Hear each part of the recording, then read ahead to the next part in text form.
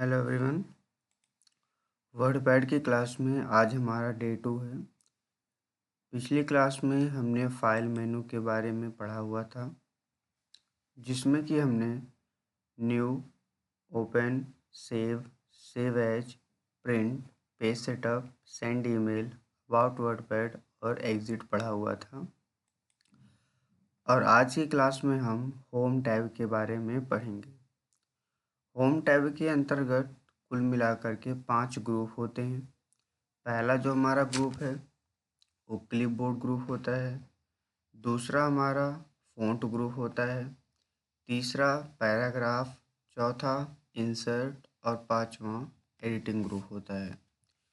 सबसे पहले हम लोग पढ़ेंगे क्लिपबोर्ड ग्रुप के बारे में। तो क्लिपबोर्ड ग्रुप के अंतर्गत 3 ऑप्शन होते हैं, कट, कॉपी और पेस्ट। तो सबसे पहले हम कट को समझते हैं। तो कट का काम आपने नोटपैड में भी पढ़ा था और हम वर्डपैड में भी दोबारा से पढ़ लेते हैं। तो कट का काम होता है किसी भी टेक्स्ट को एक जगह से उठा करके किसी दूसरे जगह पर रखना। जैसे कि मैं इस लाइन को सिलेक्ट किया और जैसे मैं यहाँ कट पे क्लिक करूँगा तो हमारा ये टेक्स्ट यहाँ से डिलीट हो जाएगा। और फिर हमें जहाँ पे भी रखना है वहाँ पे क्लिक करूँगा और पेस्ट पर क्लिक करूँगा। तो आप देख सकते हैं कि टेक्स्ट हमारा जो है यहाँ ऊपर से डिलीट होकर के यहाँ पे नीचे आ चुका है।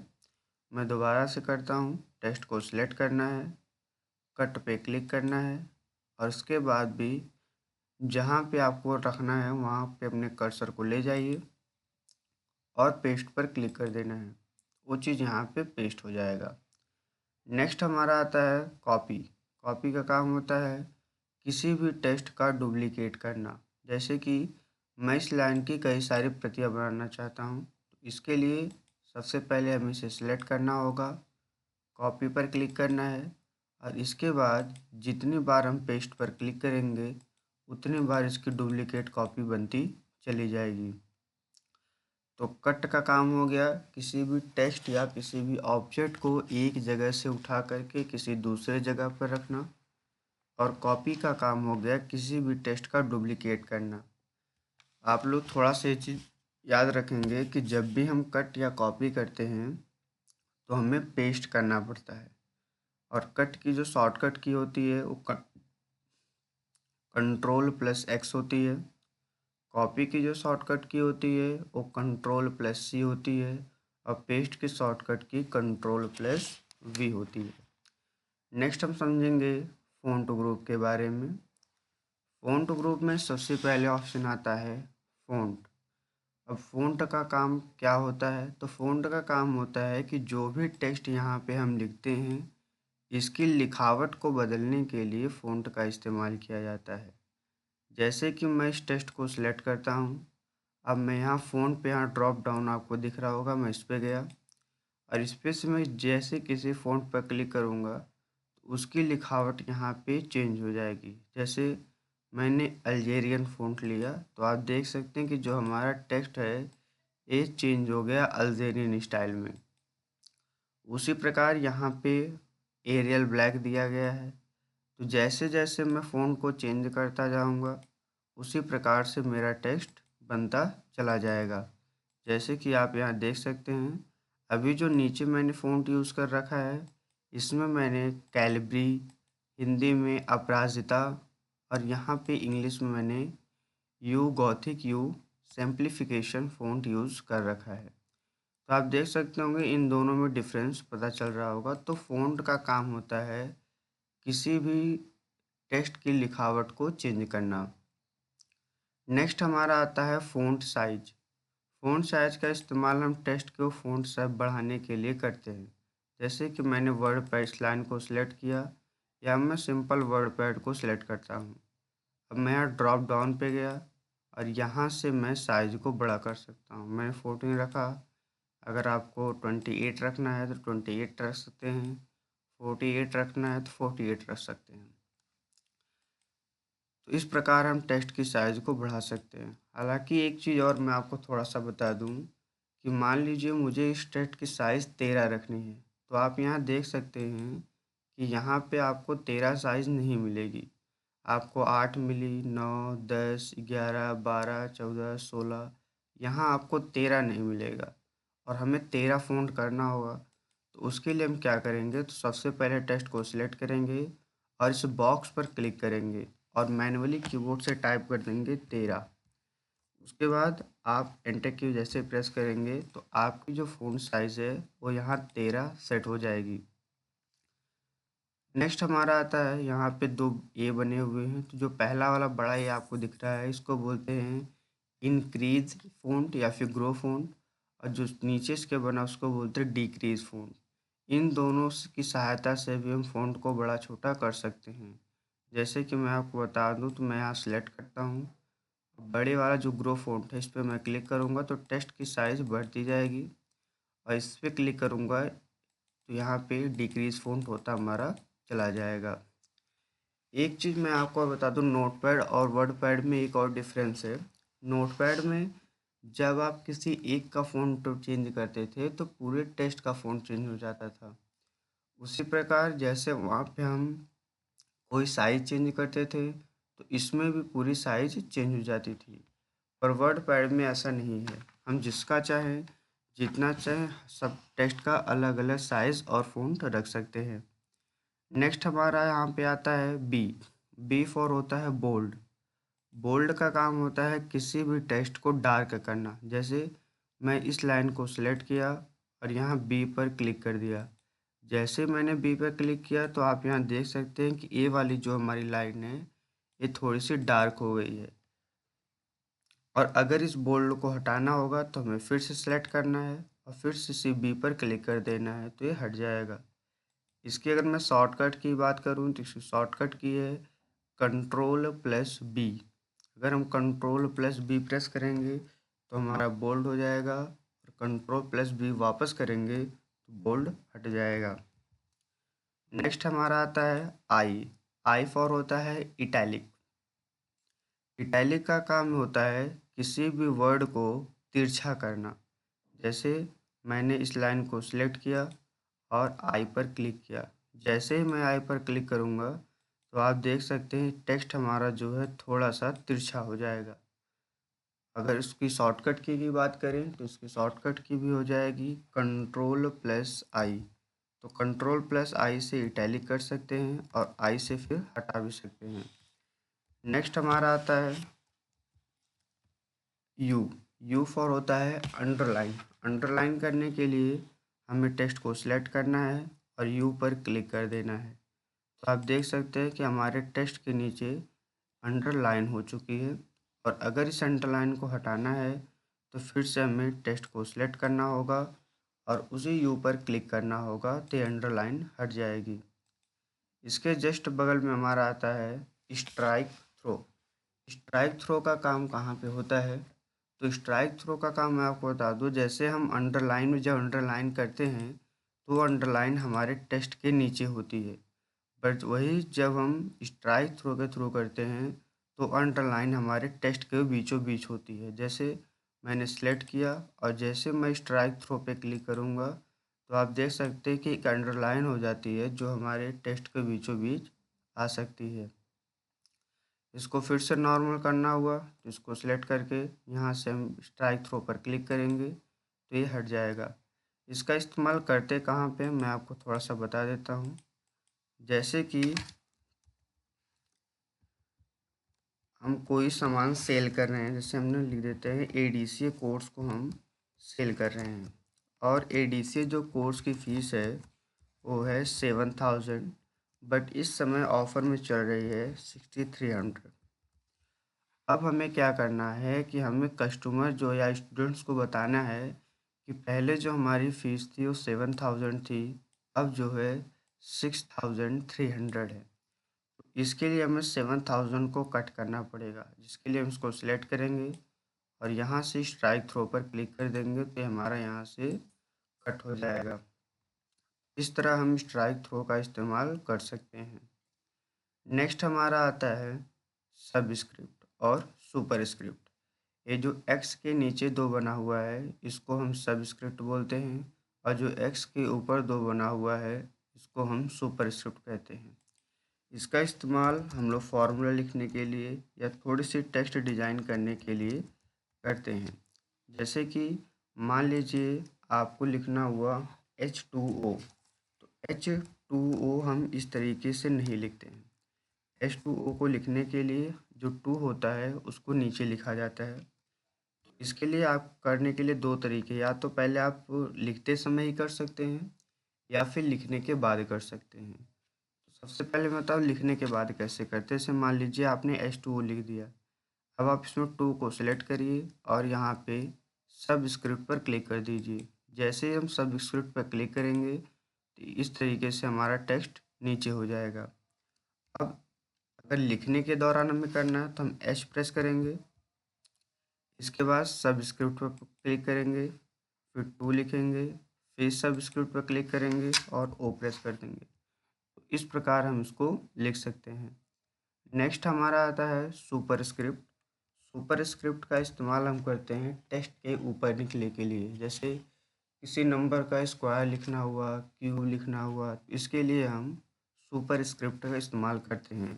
जैसे में 2 का स्क्वायर लिखना हो तो हम लिखेंगे 2 और फिर से 2 लिखेंगे। इसके बाद अपने नंबर्स को सिलेक्ट करेंगे और यहाँ पे सुपरस्क्रिप्ट पर क्लिक कर देंगे। ये नंबर हमारा यहाँ ऊपर चला जाएगा।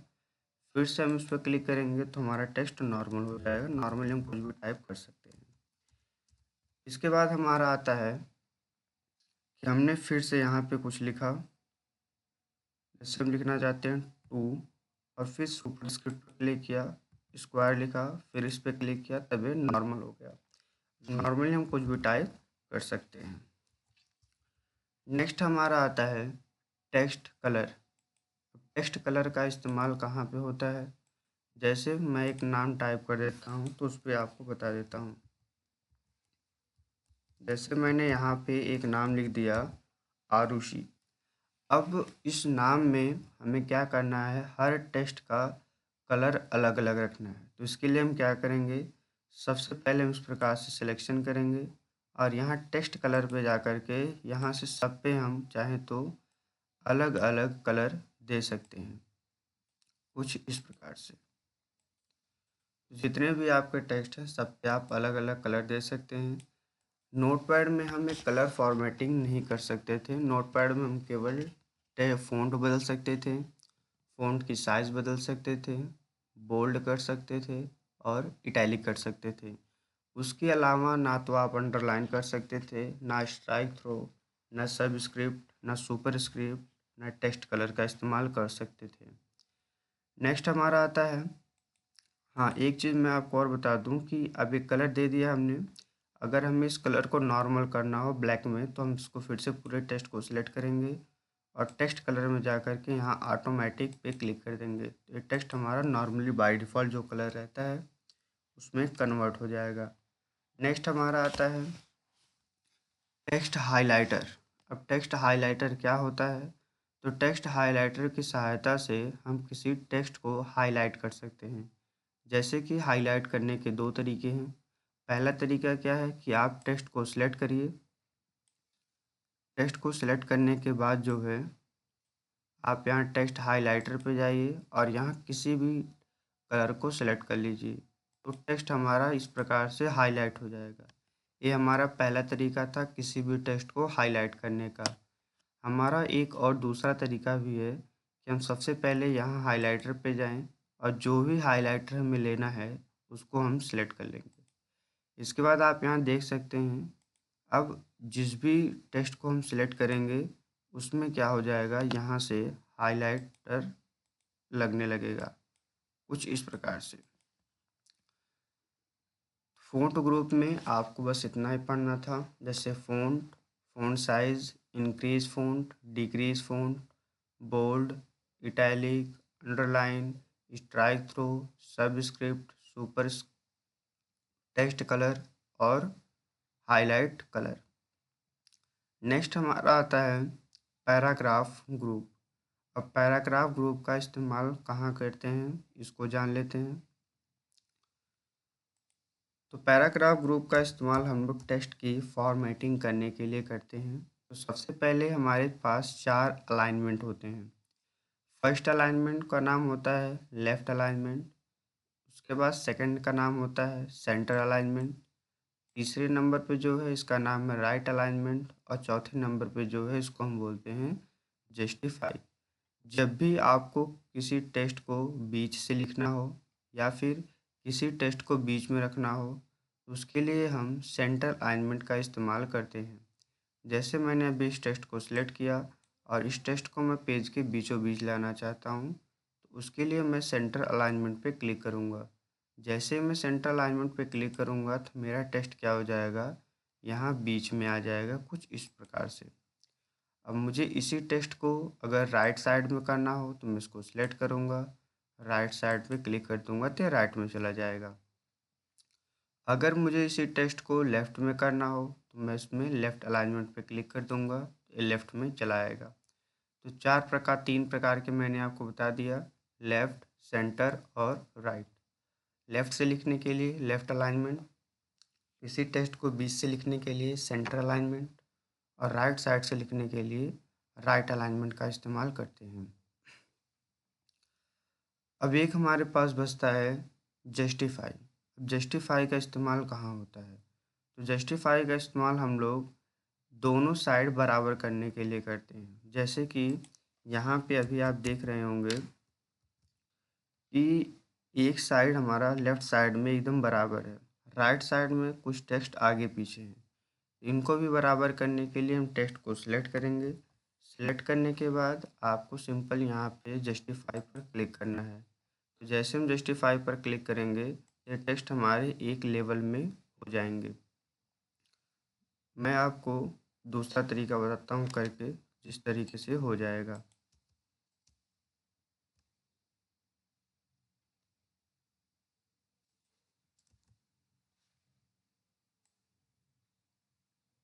तो इसके लिए मैंने कुछ इस प्रकार से टेक्स्ट लिख लिए हैं। अब जैसे मैं कंट्रोल ए करके यहाँ जस्टिफाई पर क्लिक करूँगा, अभी आप लेफ़्ट में देखोगे तो लेफ़्ट में करने पे कुछ इस प्रकार से है, बट जैसे मैं जस्टिफाई पर क्लिक करूँगा, तो जस्टिफाई करने पे आप देख सकते हैं टेक्स्ट हमारा एक लेवल में सब कुछ हो गया है। इसके बाद नेक्स्ट हमारा आता है, इसके जस्ट ऊपर एक ऑप्शन दिया गया है लाइन स्पेसिंग। लाइन स्पेसिंग का इस्तेमाल हम लोग 2 लाइनों में स्पेस देने के लिए करते हैं। जैसे कि मैंने टेक्स्ट को सिलेक्ट किया, सेलेक्ट करने के बाद अब जैसे ही इस पे हम लाइन स्पेसिंग पे गए, यहाँ 1.0 पे क्लिक किया, तो आप देखेंगे जो 2 लाइनें हैं, इनके बीच का स्पेस कुछ कम हो चुका है। ज़्यादा करना है तो हम ज़्यादा भी कर सकते हैं। जितना आप करना चाहें आप अपने अकॉर्डिंग लाइन की स्पेस को कर सकते हैं। नेक्स्ट हमारा आता है बुलेट्स। अब बुलेट्स का इस्तेमाल कहाँ करते हैं? तो बुलेट्स का इस्तेमाल हम लोग किसी भी तरह के नंबर्स को लिखने के लिए करते हैं या किसी भी लिस्ट को बनाने के लिए करते हैं। जैसे मान लीजिए मुझे कुछ लिस्ट बनानी है कोर्सेज़ की। मैं यहाँ पे टाइप करूँगा 1 और फिर लिखूँगा ट्रिपल सी, फिर लिखूँगा 2, फिर लिखूँगा DCA। ऐसे में मेरा टाइम बहुत ज़्यादा चला जाएगा। तो इसके लिए हम हमेशा यूज़ करते हैं बुलेट्स। इसके लिए सबसे पहले हमें बुलेट्स पे जाना है और यहाँ से जो भी बुलेट चाहिए नंबर, सिंबल आप यहाँ से ले लीजिए। जैसे ही हम इसको लेंगे तो यहाँ पे एक नंबर आ जाएगा। अब हम अपने कोर्सेज़ को टाइप कर सकते हैं। जैसे हमने टाइप किया ट्रिपल सी, फिर DCA, फिर ADCA, फिर PGDCA। इसी प्रकार से हम नंबर को टाइप करते चले जाएंगे और ये ऑटोमेटिक जो है आता चला जाएगा कुछ इस प्रकार से। और अगर हमें इन नंबर्स को हटाना होगा तो कंट्रोल ए से सिलेक्ट करेंगे और यहाँ नंबर्स पे आके नन पे क्लिक कर देंगे, ये नंबर्स यहाँ से हट जाएंगे। नेक्स्ट हमारे आते हैं इंडेंट और डिक्रीज इंडेंट। 2 प्रकार के इंडेंट होते हैं।